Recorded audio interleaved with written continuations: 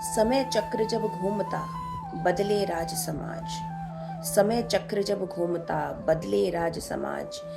एक वचन के भार से डूबे कुल और ताज। नमस्कार दोस्तों, मैं हूं डॉक्टर योगिता शर्मा। दोस्तों, महाभारत की कथा केवल युद्ध की कथा नहीं है, परंतु कुछ ऐसे निर्णयों की कहानी है जो आज के समय में तो धर्म प्रतीत होते हैं, परंतु आने वाले समय में वे विनाश का कारण बन जाते हैं। ऐसी ही कहानी है राजा शांतनु और उनके पुत्र देवव्रत की। हस्तिनापुर के राजा शांतनु और उनका पुत्र देवव्रत, जो इतिहास में भीष्म कहलाया। राजा शांतनु को जब यह ज्ञात हुआ कि उनके पुत्र देवव्रत ने एक ऐसी भीषण प्रतिज्ञा की है कि वह आजीवन विवाह नहीं करेंगे और अपने पूरे जीवन काल में संतानहीन ही मृत्यु को प्राप्त हो जाएंगे, ऐसी भीषण प्रतिज्ञा को सुनकर राजा शांतनु के मन में दुख भी था और गर्व भी। ये दोनों ही भाव उत्पन्न हुए। एक तरफ इस प्रकार का गर्व कि ऐसा पुत्र पाकर वे धन्य हुए जिसने अपने पिता के लिए अपना संपूर्ण जीवन त्याग कर दिया, न्यौछावर कर दिया, और दूसरी ओर इस बात का भय कि हस्तिनापुर का उत्तराधिकारी कौन होगा। बहुत समझाने पर भी देवव्रत अपनी प्रतिज्ञा पर अडिग रहे। राजा शांतनु ने उन्हें समझाया कि पुत्र, हस्तिनापुर का राज सिंहासन उत्तराधिकारी या वंशावलियों से नहीं चला है, अपितु कर्म और योग्यता के आधार पर ही उनके उत्तराधिकारी का निर्णय हमेशा से वे करते आए हैं और ऐसी ही परंपरा आगे चलती भी रहनी चाहिए। परंतु देवव्रत का क्या था? वे तो प्रतिज्ञा ले चुके थे और अपनी प्रतिज्ञा पे अडिग भी थे।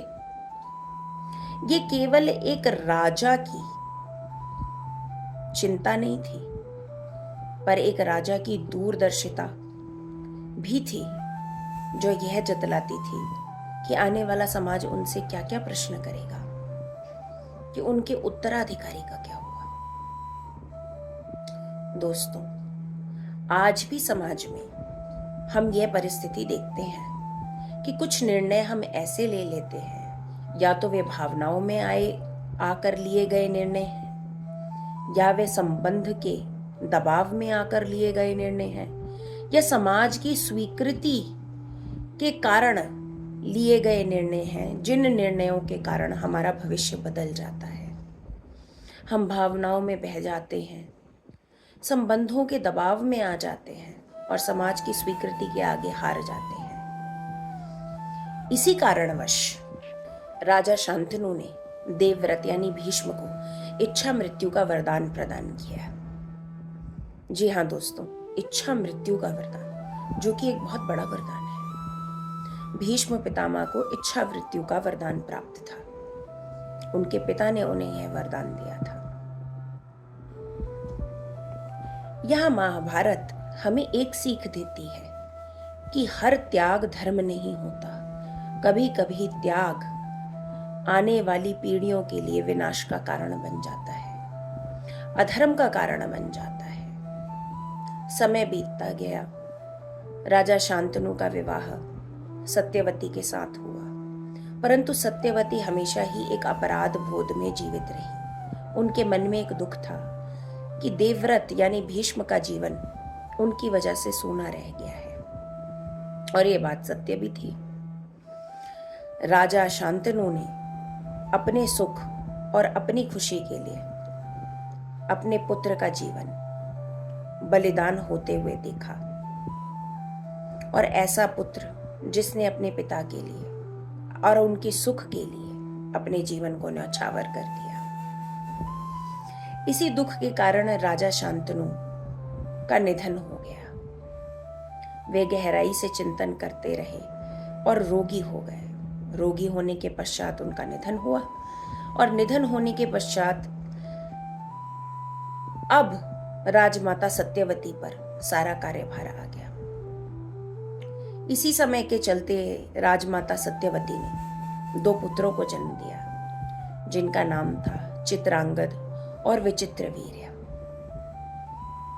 राजा के जाने के पश्चात अब भीष्म की भी जिम्मेदारी थी कि वे चित्रांगद और विचित्रवीर्य का ध्यान रखें, क्योंकि उन्होंने भी उस राज सिंहासन और उत्तराधिकारी की रक्षा करने की शपथ ली थी।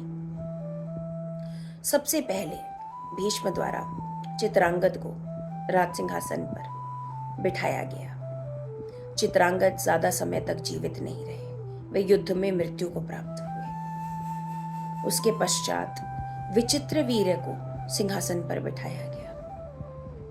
जैसे ही उनका राज सिंहासन पर बैठना तय हुआ और वे उस राज सिंहासन पर बैठे, युवराज घोषित हुए। विचित्रवीर्य की माता सत्यवती, राजमाता सत्यवती कहिए, कोई चिंता सताने लगी कि यदि अब जल्द से जल्द विचित्रवीर्य का विवाह न हुआ तो कुरु वंश का उत्तराधिकार कहीं ना कहीं संकट में आ जाएगा।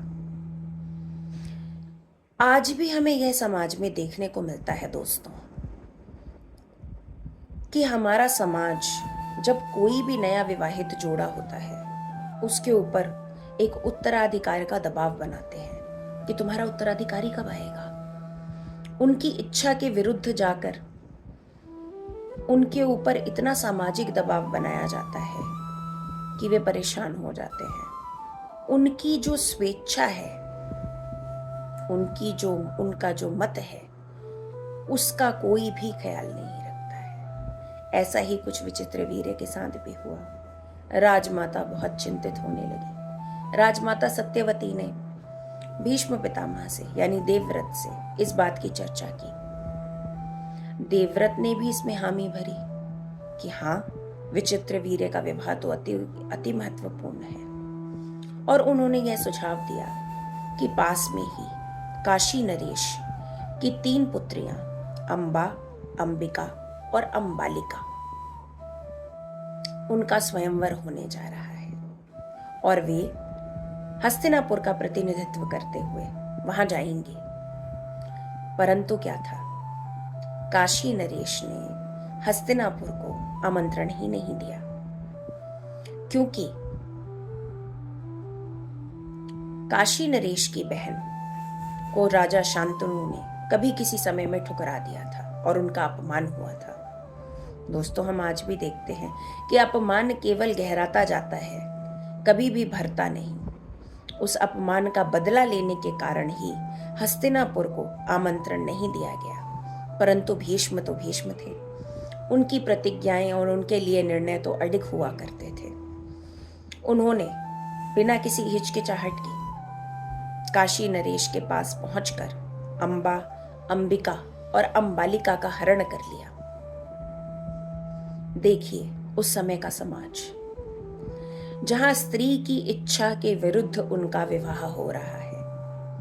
उस समय उस महाभारत के समाज में उसको वीरता कहा गया, भीष्म पितामह की भी वीरता। परंतु आज के समय में यह एक घोर अपराध है, यह एक अन्याय है। आज भी होता है, कोई भी महिला होती है या पुरुष होता है, उनकी मर्जी के बगैर, उनकी इच्छा के बगैर उनका विवाह पक्का किया जाता है। उस समय में भी ऐसा ही होता था। इच्छा के विरुद्ध, नारी की इच्छा के विरुद्ध उसके पुरुष का चयन करना एक अपमान और अपराध तब भी था, परंतु उस समय पर वह वीरता में आता था। आज वह एक अपराध में आता है। अपराध बोध लोगों को होता है इस चीज का, और न्यायालय भी उसके पक्ष में खड़े हैं। अंबा, अंबिका और अंबालिका का हरण कर जब भीष्म हस्तिनापुर लौटे तो अंबा ने राजमाता से ऐसा कहा कि वे शाल्व नरेश को अपना पति स्वीकार कर चुकी है। राजमाता चकित हो गई कि अंबा को शाल्व नरेश पसंद है तो वे विचित्रवीर्य की वधू तो बन नहीं सकती। राजमाता ने न्याय किया। राजमाता सत्यवती और भीष्म ने सम्मान पूर्वक अंबा को शाल्व नरेश के पास भेज दिया। जब अम्बा शाल्व नरेश के पास पहुंची तो शाल्व नरेश ने यह कहकर उन्हें अस्वीकार कर दिया कि दान में दी गई वस्तु को वे नहीं स्वीकार करेंगे। अम्बा का घोर अपमान हुआ। अम्बा वहां से चली गई। अम्बा वापस हस्तिनापुर लौटी और उन्होंने भीष्म पितामह से विवाह करने की इच्छा प्रकट की।